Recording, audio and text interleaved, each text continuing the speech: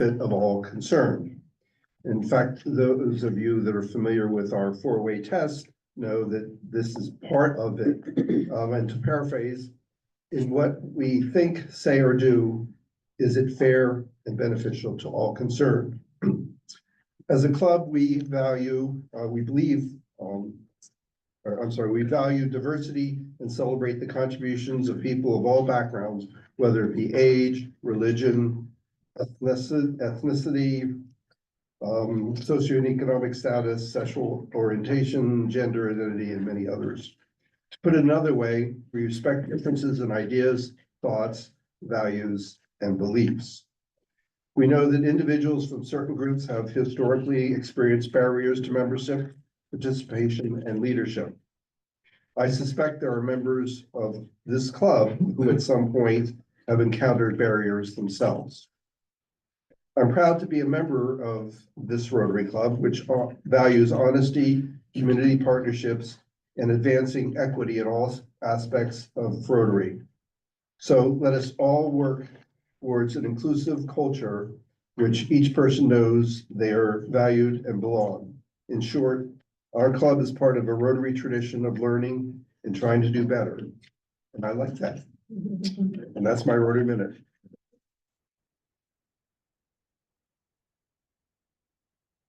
Right.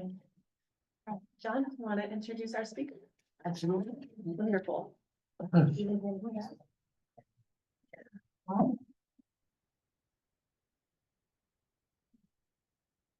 Hey, good morning, everyone. Well, we made it. Baseball is here, right? Baseball is my favorite season. So. Opening day actually was yesterday, right? For and last week for the Horn over in Japan, wherever it was this year. Very pleased to introduce our guest speaker here. It's Liisa Reimann, and she is a local business owner. I met her through BNI, the business networking that I'm involved with. She's a women's business owner. She owns Two Wide Copy, which is a copyright and marketing company. But also she is a coach for 20 plus years, I believe it is, and a very interesting sport. And Jean mentioned women's sports last week in our meetings, kind of leading right up to this. She is involved in one of the oldest sports, oldest water sport, 2,000-year history of the sport, but it's also the fastest growing sport. So it's very phenomenal. She coaches Dragon Boat, and it's focusing on women's racing and women's getting back into being athletic and competitive. And so without much further ado, I'll introduce Liisa. It's L-I-I-S-A. So not Lisa, but Liisa Reimann, and then tell them about her sport.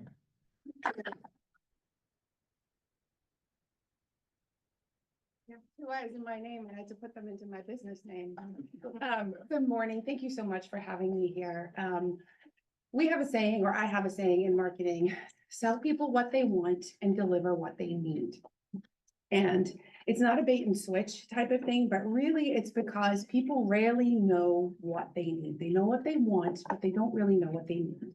So typically, like, if you're selling client attraction, people want more clients, but what they might need is to step closer to the microphone, is really the self-assurance, the self-assurance and the confidence to go out there and get those clients.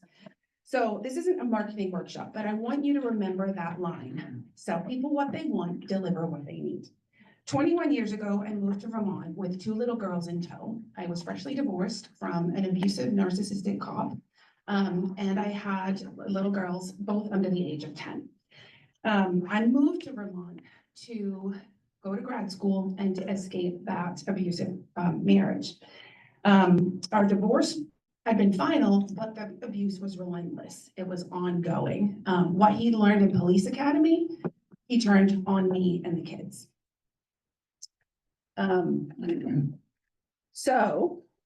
Sorry, I have no brain this early in the morning. So I had to create some notes, and I can't see, so I had to make it big. So a grad school assignment at the University of Vermont led me to the Burlington Fire Department, which in turn got me an invitation to try a team sport I'd never heard of. Even though it's got a 2,000-year-old history, and even though it's the fastest growing team sport in the world, I'd never ever heard of it. When I said yes to joining, the fire department's team, I had no idea how completely this would change my life. At the time, all I knew was that it was a little bit of fun. It was gonna be a day in the sun, on the lake, and a form of exercise, and it kicked my butt. After the festival, I joined the club. Every time I was out on the water, my land life went away. The minute I stepped onto a boat, my brain cleared, my stress lifted, and there was nothing else but focusing on what I was doing, which was trying to stay in sync with 19 other humans and not screw up. There was no thinking, no worrying, no wondering how I was going to deal with the next custody or battle, nothing but an hour of utter bliss and physical effort.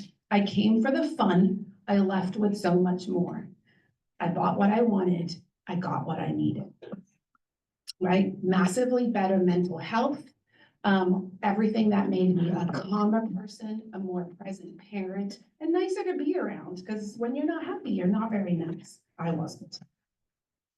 So I was still an overextended single mom, but for the first time, I felt like, hey, I've got this. A year or so later, we entered a race in Montreal, and as I watched elite teams come down the course, I really wanted that. I wanted nothing more than to be on that boat with them, to be one of those people. Buff athletes going for gold and getting it.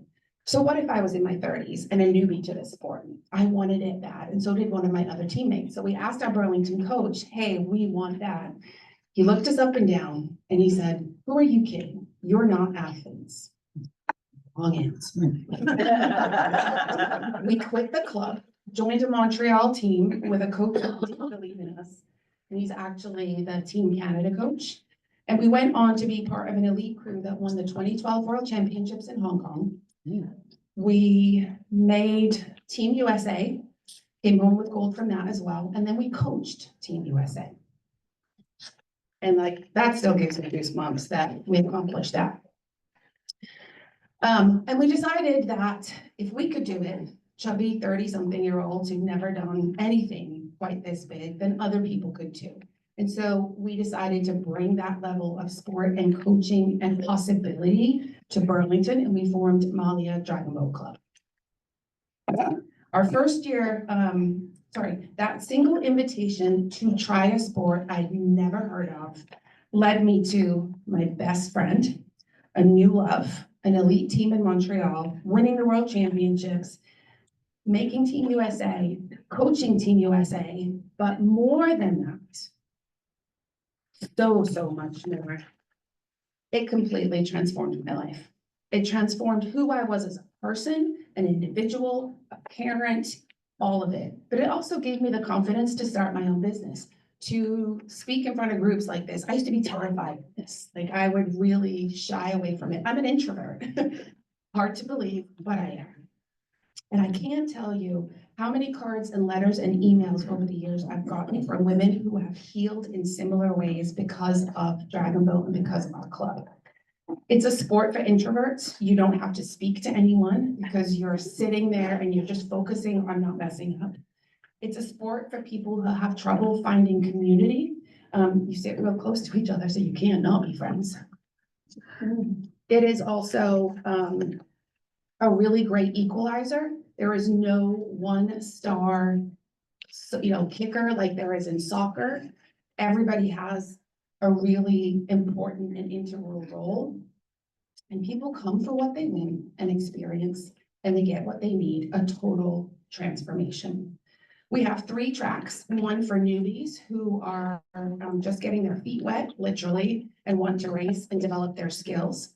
We have 1 track for folks who really want what I did, that elite racing experience, and a rec track that we created just before COVID for folks who don't necessarily want to work hard or have been working hard, been racing, and just want to retire, but don't want to hang up their paddles yet. And that has been the most rewarding experience, seeing people in their 70s and 80s and still paddling away and loving it.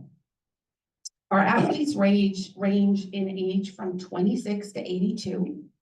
Right now, I'm also recruiting not just for paddlers, but for people 60 plus who might be interested in steering these amazing boats.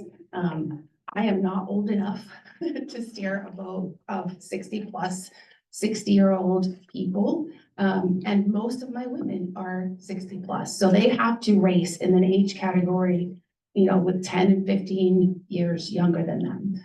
But they can do it, and that's what we're doing. And this year, we are taking a group of 50 and 60-year-olds to their very first international competition, the Pan American World Championships in July. So it's really, really exciting. And just the transformations that these women have on the water is a sight to see. We're all volunteer run. There's no payment. What, you know, started with a lark of like, yeah, sure, I can do that. I'll join the fire department in a boat. Ended in a flip. Still came back. And it's just been magical to see these women believe in themselves, take these giant steps forward and think to themselves, by golly, I can, and they do. So that in a nutshell is our Dragon Boat Club and our experience. And if you have any questions, I'd be happy to take them. Yes. I think it's important that you talk about dragon boat and breast cancer. So dragon boating is a great sport for breast cancer, but we are not a breast cancer survivor club. So there is Dragon Heart Vermont, which is based in Burlington. It's a breast cancer survivor and supporter club. And there are lots of races for breast cancer survivors, and it's a great sport in that people with the medical conditions and recovery for breast cancer, it really is amenable to that. But our club is not breast cancer focused. Yeah. Any other questions? I have a question. Yes. Who is responsible for maintaining and taking care of the boats and the paddles? Well, that depends. Are you talking individual club equipment or in a race? The boats have to be stored, obviously, but who's in charge of keeping them maintained, painted, shellac? Oh, okay, good. So that's a huge part of it. Good. I'm everything. I'm the head coach. I do the training program. I make sure the boats are fit and ready. I make sure that the people are trained. I take care of the insurance, all of it. We're a small club. We have about 50 people. We all chip in and do stuff, but I am the ringmaster. And you store the boat in your garage, right? No. Does everybody know? Has everybody seen a dragon boat? No. Yeah. Describe it. They're 40 feet long. Okay. My first time driving a trailer that long was probably not the best idea. I went up to Montreal to pick up a boat. The only other trailer I'd driven was 6 feet, and I can't back those things up, even at 6 feet. So I learned how to drive a 35-foot trailer from downtown Montreal to downtown Toronto and then here. It was quite an experience. I only took out one Audi in a parking lot. Never again. So no, we operate out of the community sailing center in Burlington. We have 3 boats there and they are phenomenal to us. They host us and have for the last 10 years since our inception. And you don't take your boat to races because that would be insane. And the liability, we don't want me driving anymore, driving boats around. So we store them there. Yes. Where are these boats made and how expensive are they? So there are 3 primary manufacturers. One is BUK in Germany, one is Champion in China, and then there is one called Kahlua, which is up in Canada as well. A standard boat, which seats 20 paddlers, a drummer, and a steersperson, is around $12,000.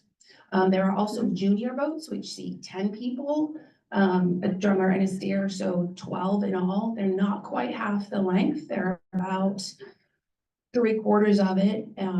They also don't weigh half the weight. They're about 500 pounds, and they are about $7,000 to $10,000. How are you funded? We are all donation, volunteer, self-funded. What parts of the country or the world have your competitions taken you to? And can you describe the camaraderie or lack thereof at the competition?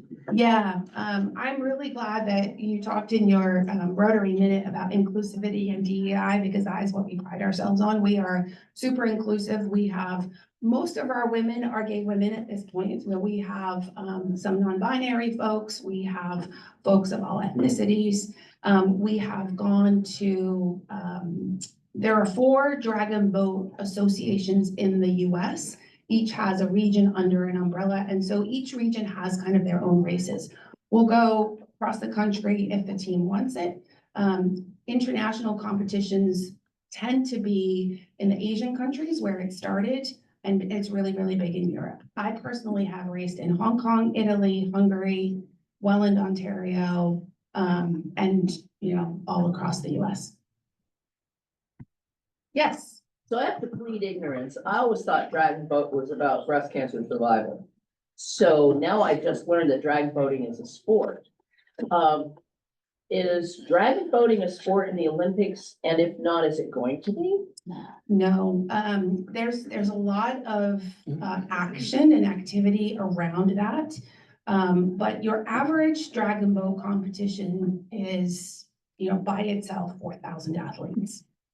Because it's a lot of people, you know, lots of teams of 20 plus spares, plus the coaching staff. There is currently a movement to make junior dragon boats in the Olympics, which are the 10 paddler things, but they haven't gotten anywhere yet, just because it's a lot of politics and athletes. Yeah, so there's a movement for it, but it's not yet. But every couple of years at the Summer Olympics, there's a dragon boat that like paddles out with a flame, right? So we're hoping. Yes. What's the off season look like for the club? So as you know, in Vermont, our summer is very short and the winter is like 8 months long. We are on the water. We're also on Lake Champlain, which is very tricky. It's a lake that's very temperamental. Dragon boating is a flat water sport. So when there's waves, the boats can flip, and that's really not a lot of fun. So we are on the lake mid-May to mid-September, and then Morning. I'm a here. So shout out this first time because Mr. Rose, teacher up into my house. Have a great day, everybody. we take October off so that everybody can see their families again and, you know, remind themselves of other things that they like.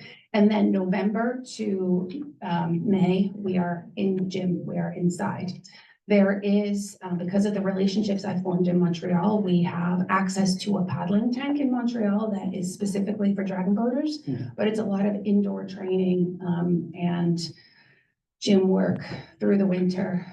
And that goes to your question about the camaraderie. It's a really tight-knit group that they will do anything for each other. So they're accountability partners in the gym, their support system when people are sick or need help, whether that's with childcare, grandparent care, dog care, any care, you know, spouses getting sick or passing away. So that's what it looks like for us. Does that answer your question?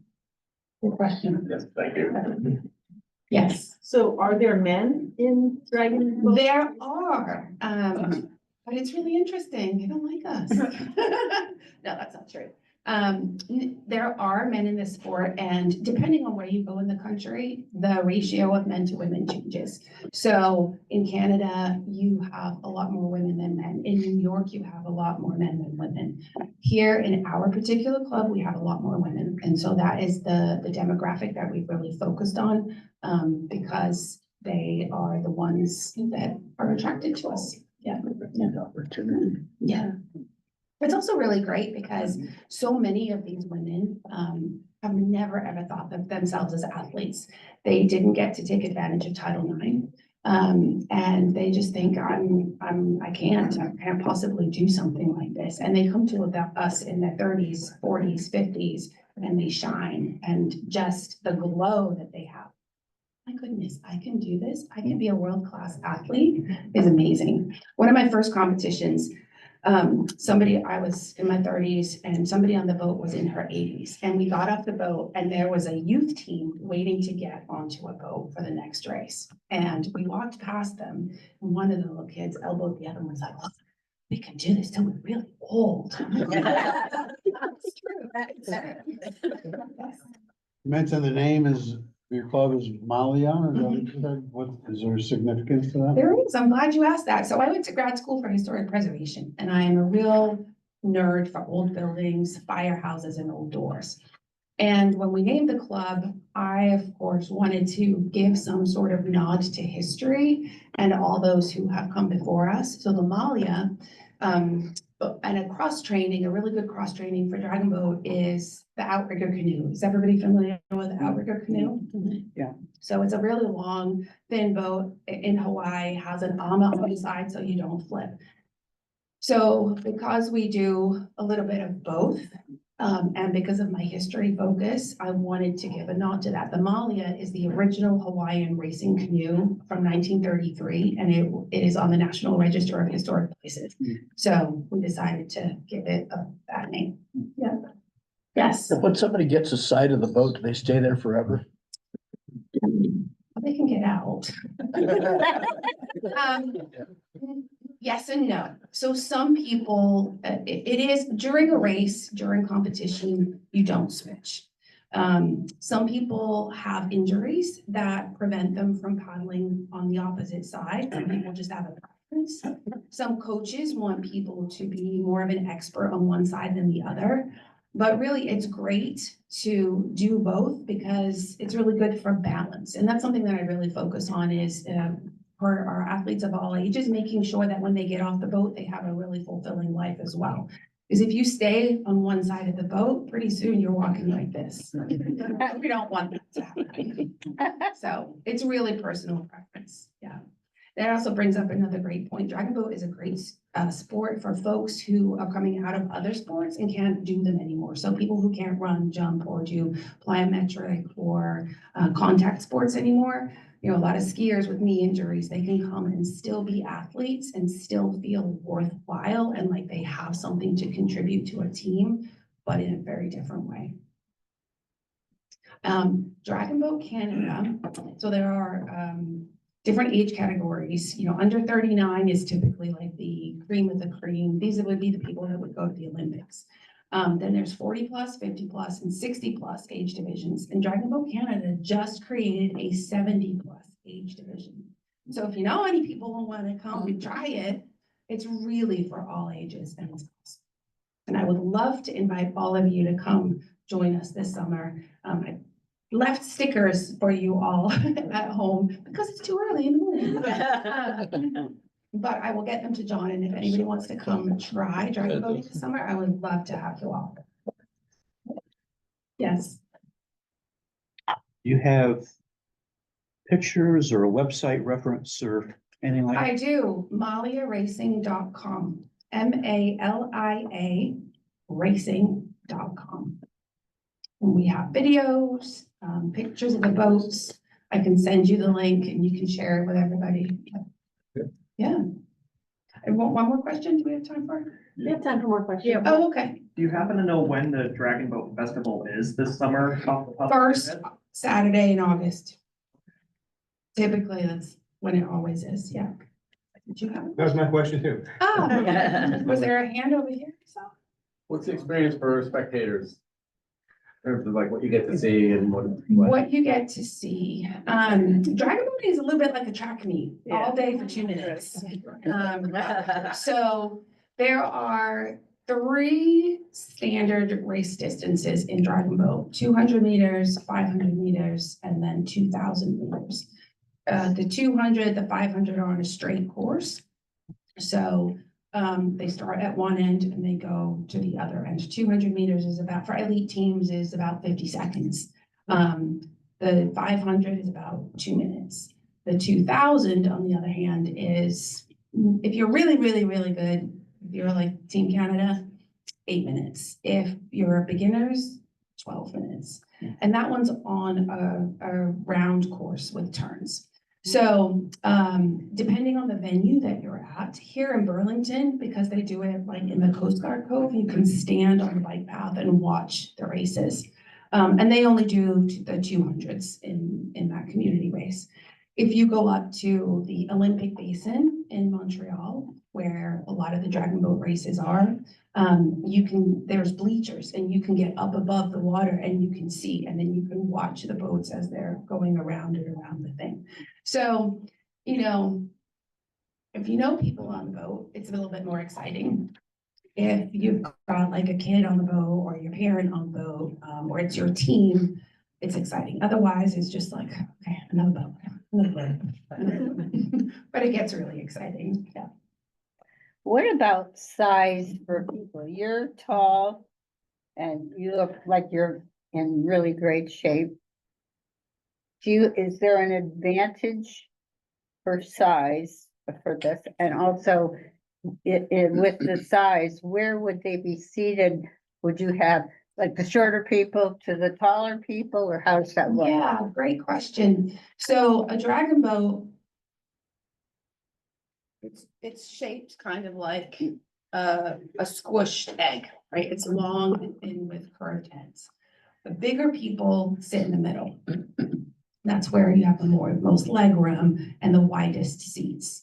And then the smallest people are going to sit in seats 1 and 2 and 9 and 10. Seat 10 in particular, very intimate. You are like pretty much sitting on top of each other.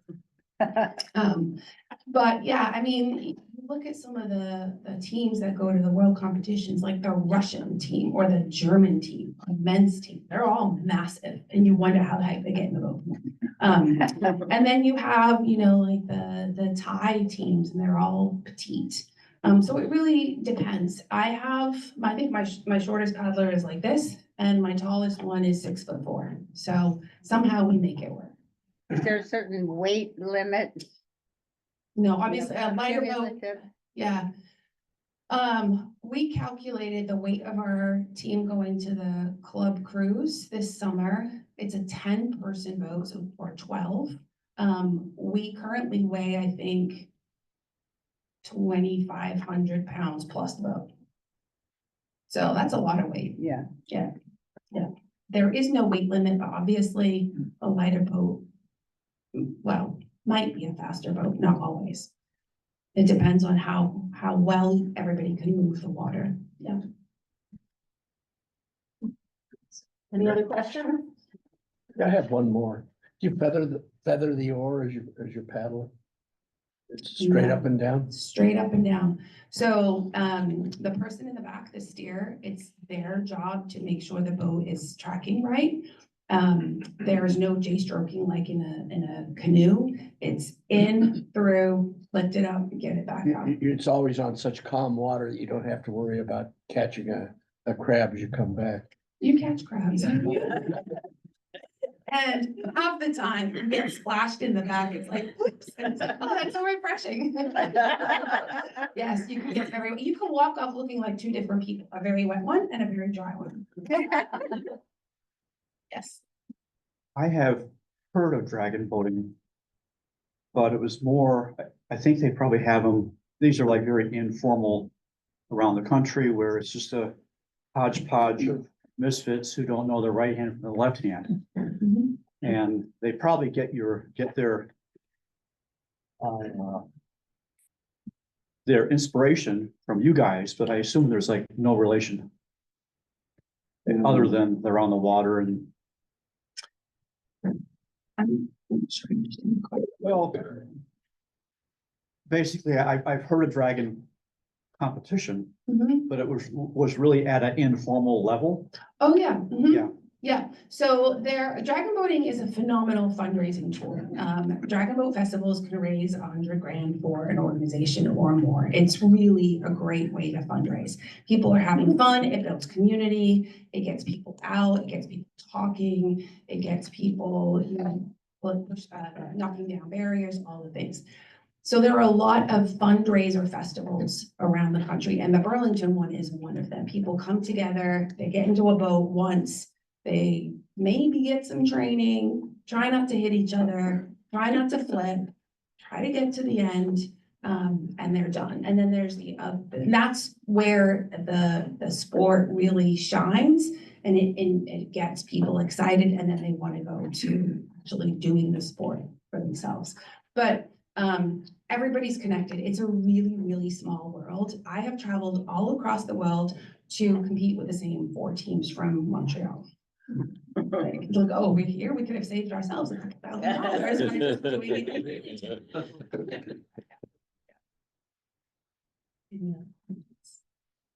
Great. Well, thank you so much.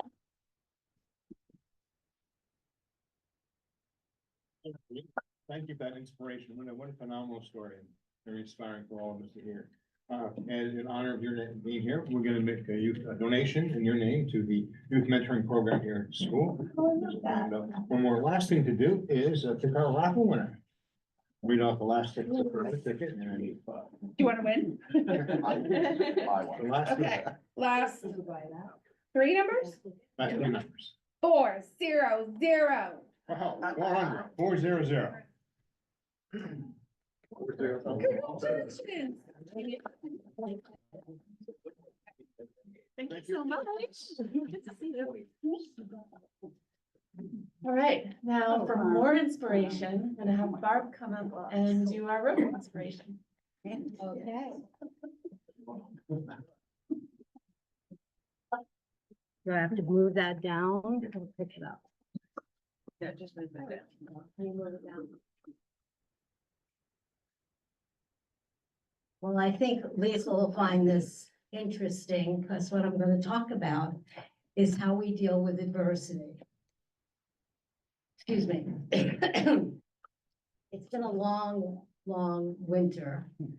And both Marty and I have dealt with a lot of medical adversity this winter. And last week, I never made it to the meeting because my car wound up in a ditch. But that's another whole story for another point. Anyway, I'm going to read this little story, and then I want each of you to think about how you deal with adversity. A young woman went home to visit her mother and told her about her life and how things were so hard for her. She was tired, upset, and annoyed at all her difficulties. Oftentimes, she wanted to run away or give up. The mother listened empathically, then took the daughter to the kitchen. She filled 3 pots with water and boiled the water.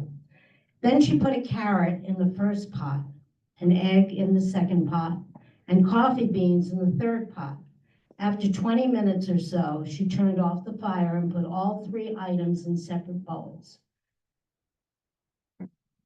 She put these 3 bowls on the dining table and she asked her daughter, "What do you see?"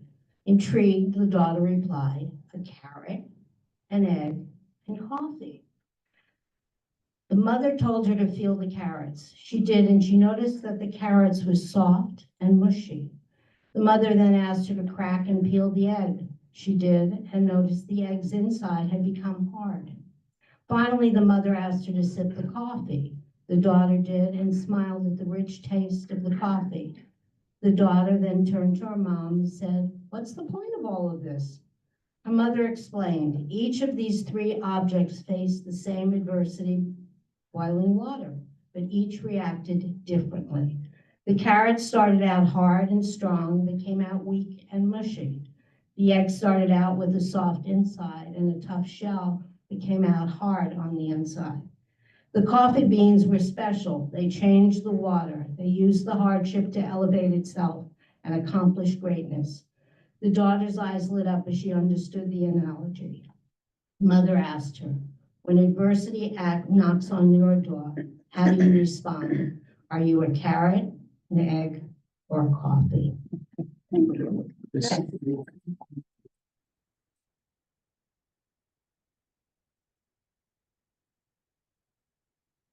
Thanks, Barb. All right, Debbie, you have an announcement? It's probably more like your